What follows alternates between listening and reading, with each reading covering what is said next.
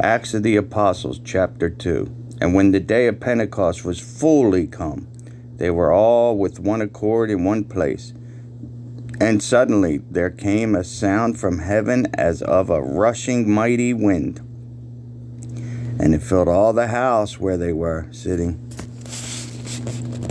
And there appeared unto them cloven tongues like as of fire, and it sat upon each of them.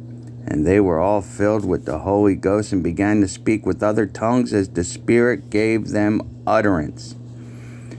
Now, this is what they mean by tongues. Not that gibberish you hear on TV and then the preachers tell you to send 20% of your money.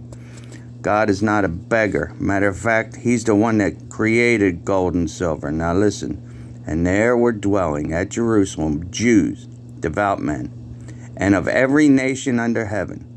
Now when this was noised abroad, the multitude came together and were confounded, baffled, because that every man heard them speak. Now listen, in his own tongue. Not gibberish, not blah, blah, blah, blah, blah, blah, blah, blah, oh, I'm in the Spirit. No. They heard them speak in his own language. And they were all amazed and marveled, saying one to another, Behold, are not all these which speak Galileans? Which means they should have been speaking Galileans, but they heard them in their own tongue. And how, hear we every man in our own tongue wherein we were born. Parthians and Medes and Elamites and the dwellers in Mesopotamia and in Judea, Cappadocia, in Pontus and Asia, Perga and Pamphylia, in Egypt and in parts of Libya, about Cyrene, and strangers of Rome, Jews, proselytes, Cretes, and Arabians, we do hear them speak, now listen, in our tongues the wonderful works of God.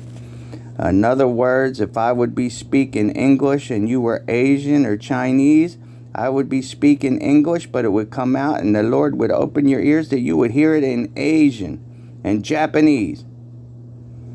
That's what talking in tongues is. It's a supernatural thing, not blah, blah, blah, blah, blah, blah, blah, blah. Wake up. And they were all amazed and were in doubt, saying one to another, What meaneth this? Others mocking said, These men are full of new wine.